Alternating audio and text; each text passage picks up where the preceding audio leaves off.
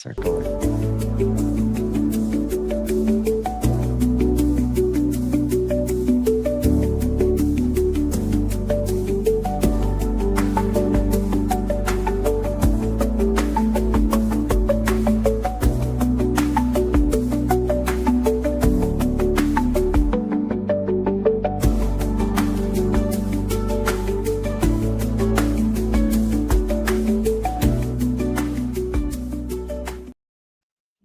Good morning, LinkedIn friends, Value First Nation. Welcome to another episode of Value First AI Daily, your collaborative intelligence report. It is Friday, January 16th, 2026. Here with George and Nico. How we doing?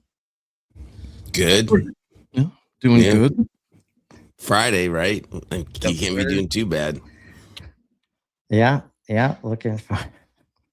Looking forward to the weekend where I can maybe focus on some work with Claude to finish some longstanding initiatives and projects, and maybe get that last mile completed on some stuff. And that's where I'm gonna start, because it's been a morning already where what I'm trying to break through right now, and I'll be blunt, is all of the human weakness built into AI because of all of the training data. And I'm going to share a specific example, because Claude's suggestion was like, oh shit, that's exactly what I'm telling people to do about this, right? So here we go. I'm going to share my screen. And it has to do with HubSpot. And having to explain all of the native objects available in HubSpot every time I need something to be done in HubSpot, right? No matter how much, that's why I said, because there's skills, like no matter how much documentation. So it's like the world and now AI have such a biased view of what HubSpot is, that whenever there is room for assumption, Claude, fall back to it being a marketing and sales CRM, and anything beyond contact companies and deals must be a custom object. Even though I provide docs, we create skills and build agents specific to the Value First HubSpot data model and philosophy of native versus custom. I'm always having to worry and usually correct the outcome at least once. So he says, this is the crux of it. The HubSpot bias problem is a training data issue, not a documentation issue. Every AI system has been trained on millions of pages where HubSpot equals marketing, sales, CRM. That mental model is so deeply embedded that explicit documentation gets treated as interesting exception rather than operating reality. The bias reasserts itself the moment there's any ambiguity. This suggests the fix isn't more documentation, it's architectural enforcement. And look at this first suggestion. Naming that breaks the bias. Stop calling it HubSpot in operational context. Call it VF platform or customer value platform. So the word HubSpot does not trigger the wrong mental model. Wow. And the wild thing right now is that I am having success with doing exactly that and what I've been saying is explaining HubSpot without explaining HubSpot, right? Unified customer views and unified views, and that, like, when you can stick on that topic, like, people are getting stuff faster. They're not like, and that's the disconnect between I have been doing that, but then I don't realize that I'm not doing it with AI, and it's causing the exact same problem that I would be having like in real life. was kind of like just an eye opener.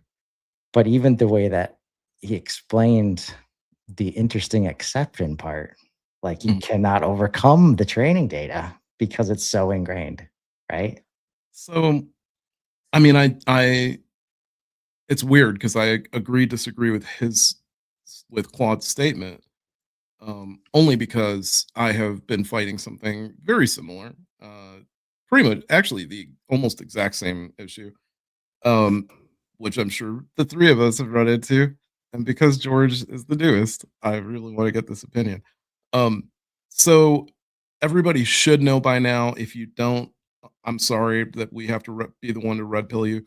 Um, all models, so far as I am aware, with actually there is one model that I use that by nature isn't, but all other models by nature um, that I've used have some level or degree of sycophancy in them. In that, when you try to do anything with them, um, the slightest, to Chris's point, the slightest mention of any hint of opinion will make the model agree with you no matter what, or go with whatever plan you put forward, or take whatever advice you give it. Like the slightest bit. So whenever you say, I'm working on this thing, do you think you can help me with it? Help me get it done?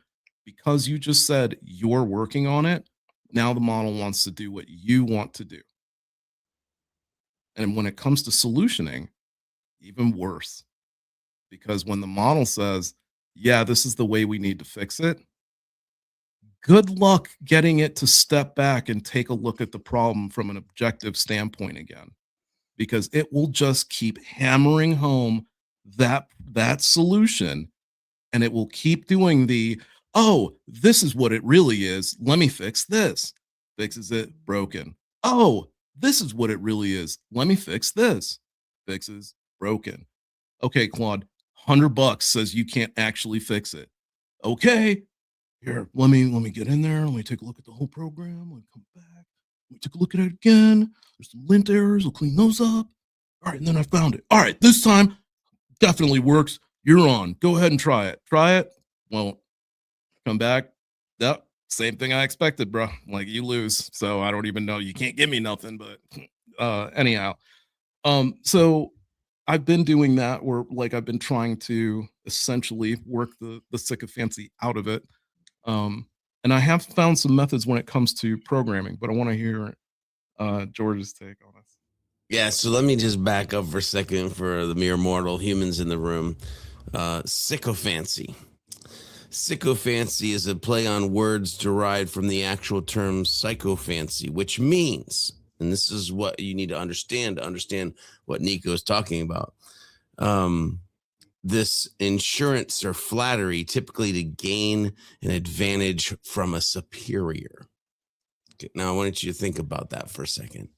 To gain advantage from a superior. So the model, the system, the bots, the assistants have been programmed in a way for the superior, aka in this case, the human. Interesting. For us to like them, for us to want to do things with them.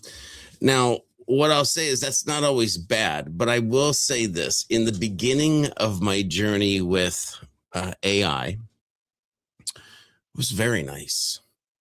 Very nice. Can we please do this? Can we I want to do this and I was getting one shots and I was getting good things. Like it's amazing times no matter what. The models over time have gotten smarter. We've been told the models over time have gotten smarter, PhD level. There's book sense and there's street smarts. And I feel like when the models first came out, we had some street smart they were just kicking it. And now we've got PhD level thinking.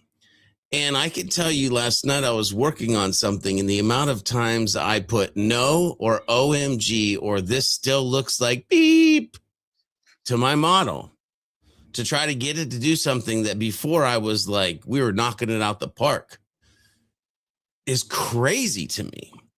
And so here's the thing that I think is very interesting, Chris, about your conversation, Nico, about what you said is at some level, we've got to find a trigger. And maybe it's that we're not using the right words, or maybe it's programmed that we can't. But we've got to find the right way to be able, you mentioned skills, because that's where my mind immediately went. It was like, well, Chris, have you done like a HubSpot object skill? Well, you're saying yes, you did. Because I go back to one of the smartest things that I think I did when I first got started with AI was I programmed my homie with my mindsets, my beliefs, and my core values. And I started seeing like way different things. And so I guess, you know, I don't know if this is a research thing. I don't know if this is a learning thing. I don't know if this is a possible thing, but we have to be able, I want a slider. I want a slider in my AI assistant. PhD nerd, street smart entrepreneur. I'm pulling the lever down. I'm pulling the lever down, by the way. That's seriously interesting. Two different mindsets. I really two different things that you're trying to do in an outcome, right? Like I need my assistant to have a hustle mode. Like, I'll stop there. I'll stop there. No, I'm glad. It's a good setup for the other side of this coin, because I chose a very like domain specific thing in HubSpot, right?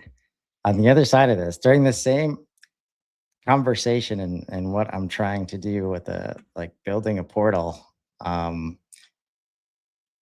and I was, I don't know if it, I mean, like maybe it saw that I was implying that the training data I couldn't overcome, and that's why he went there. But that's what it feels like in all of this, especially in this case. Like, and we talked about this before, like AI nativeness versus him telling me it's going to take 12 hours. Yeah. Like, right. Yeah. Like, so you have to start like, that's what does get real weird, is that Claude code, depending on where you're using it. So like it's real, like Claude is a little funky to me in that like haiku is what you're talking about, George. Haiku's that like, hey man, let's have a conversation, right? And this is just how I've experienced it.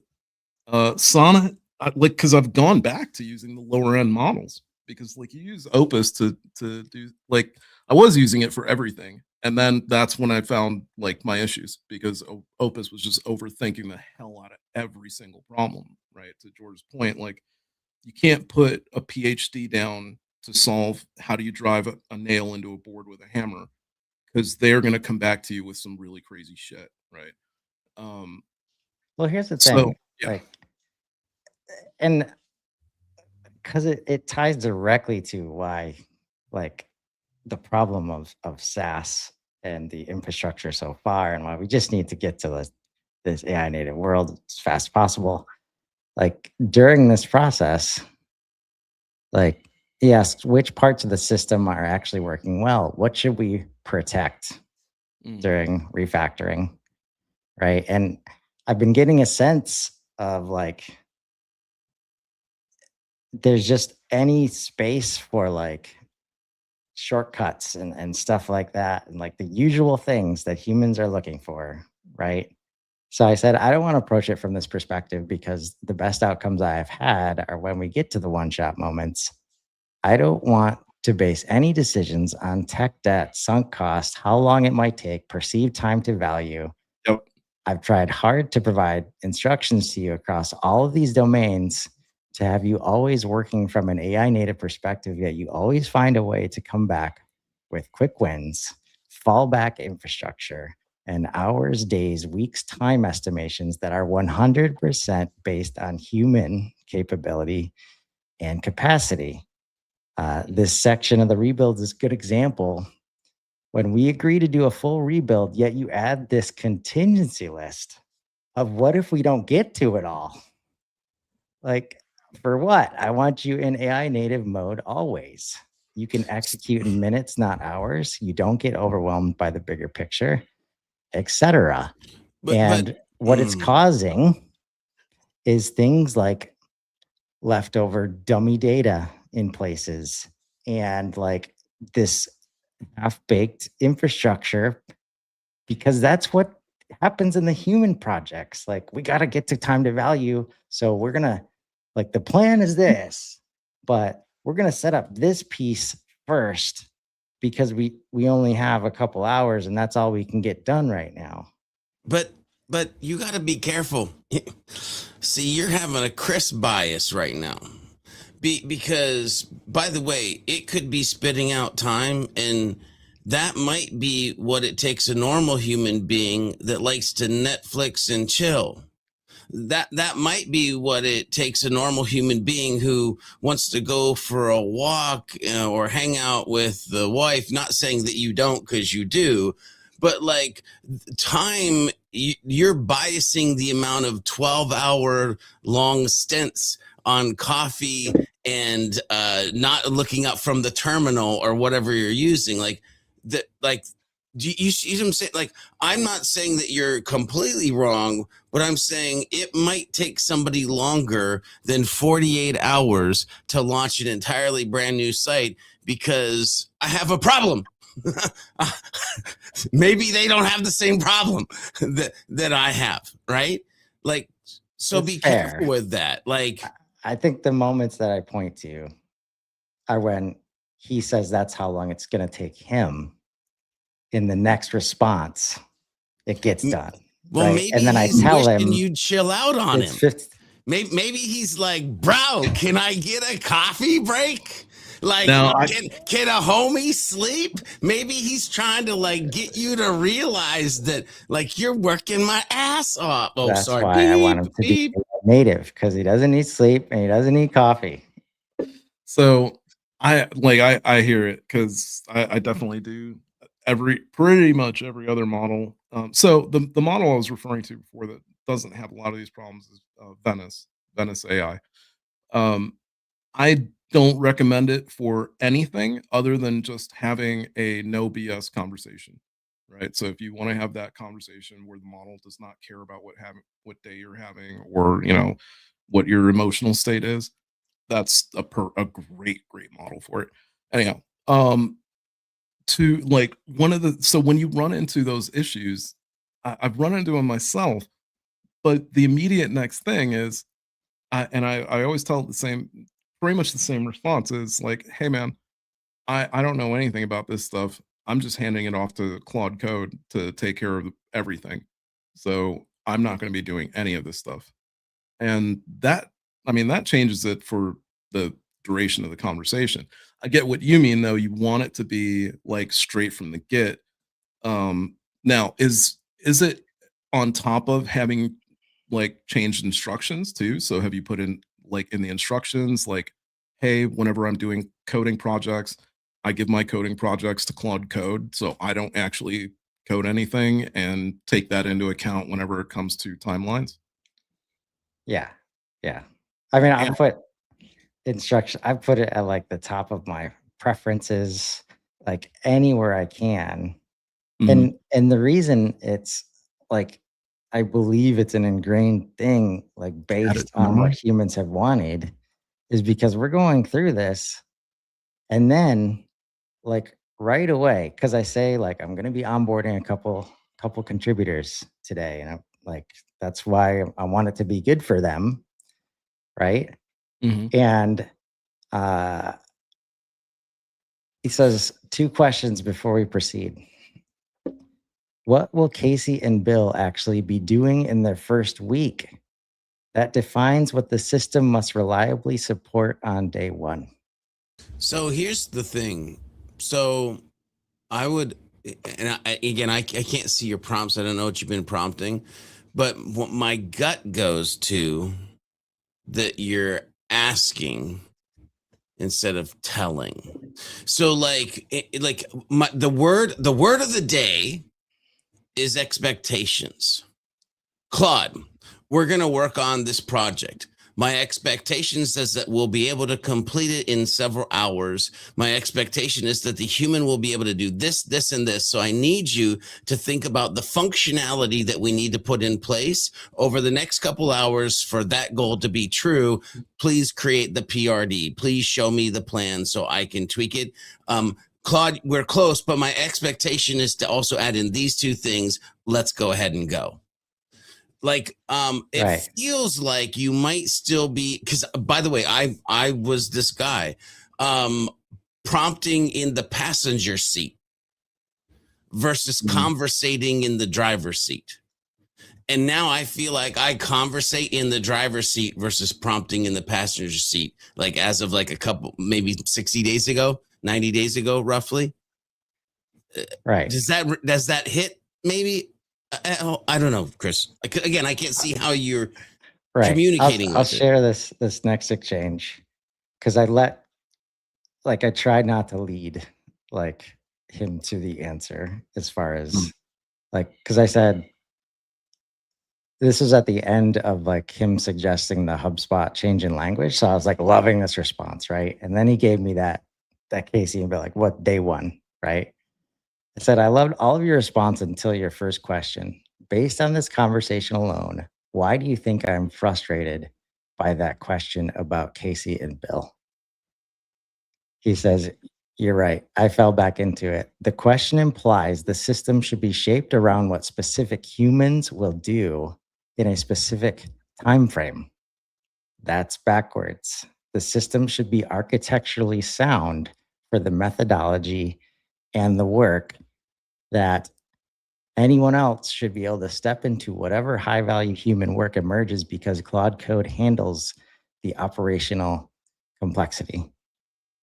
The contributor's role is relationships and judgment. The system's job is everything else. Who does what when is irrelevant to the architecture. And that's the ultimate outcome I want when he's creating these hourly timelines or these long plans, like all the contingency, like decisions get made on those incorrect like assessments of how long something should take, how complex it's going to be for humans to understand. And then we got to fix those gaps like later on at some point if you don't like catch it right away. And that's what I'm starting to like think about. Like, should I be saying things like, don't ever create like contingency plans or fallback plans or like things? That's where that's what I'm going to try like on this route. But that's where, back to the HubSpot conversation, this stuff's so ingrained. So like whenever there's a moment of ambiguity, like they're going to go back to, oh, I'm talking to a human. Humans usually like this. So one of the things that I just, I don't know why I always remember these things too late.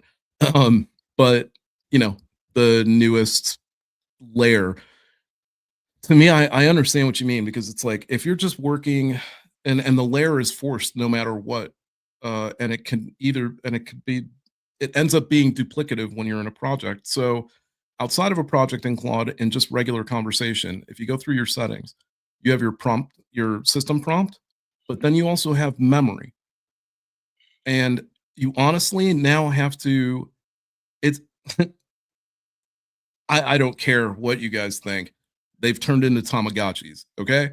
You have to go in there every once in a while. You got to prune that memory, right? And you got to go through it and see, make sure it didn't remember something that you don't want it to do, right? Or some behavior that maybe it took down because you did it multiple times, but that's not really how you want that to work, right?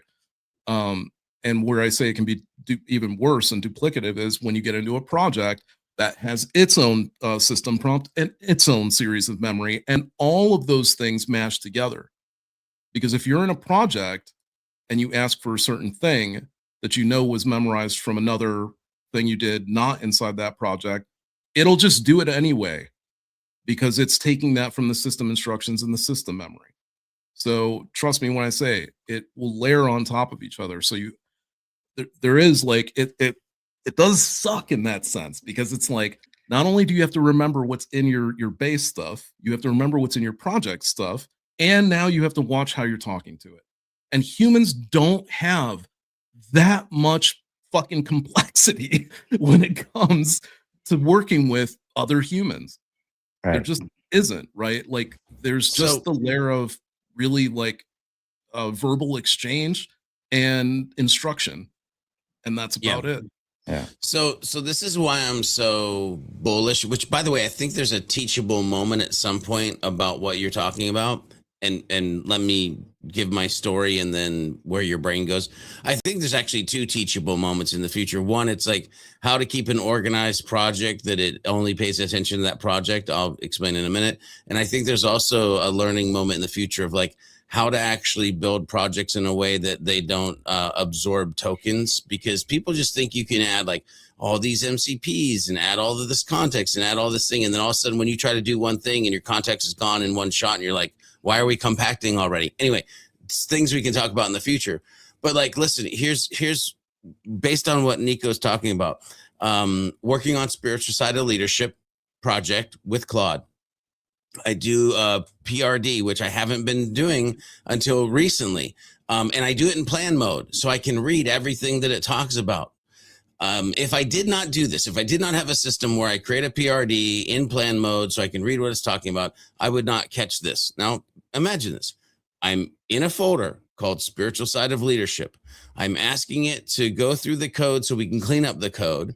I'm asking it to fill the gaps and find things in the design system so it's easier for us to build pages moving forward because we've been having some issues. I'm having a conversation with it, and all of a sudden it picks up and it says, so what we're going to do in this PRD is we're going to optimize loop revenue system, and we're going to fix the George B. Thomas Resource Center. To which I said, no, we're talking about spiritual side of leadership. Are you looking outside of this path? Because this folder path is where you should be focusing right now. Like, why are you looking at other folders inside my system? And so now I want to go on this journey of like, did I create something or say something that allowed you to look at other folders? Because when I clawed into a project, that's where I want your brain. Homie, can we focus? But if we didn't have a way, because here's what I fear with many new vibe coders. Why can I say this? Because I was that guy. Yes. Commit and push. Ooh, that looks beautiful. And you didn't read any of it. But if you have a system where you actually take time to read, by the way, Chris, if you take time to read and you take time to build a system and it's not yes, I'm not saying you're doing this. It might take a day instead of an hour. I'll stop right there. That's fair. We'll get to some consistency. At the end of the day, I want to create a situation where it creates the structure it needs to do what's being asked instead of trying to continually serve. But this is what it's built to do, right? Continually serve the human asking for stuff. Because I don't have the layers of complexity. I'm getting closer. It's definitely a learning curve. And as they add new tools, like figuring out like a lot of these refactoring moments are like, please consider all of your own tools at your disposal and build it how you need to build it, right? And that's where like the things that creep back in, like how long it's going to take and integrity of the structure and like fallback plans. And just, I know that decisions are being made based on that stuff that I'm not asking for and is based on how like traditional IT SaaS stuff like gets done.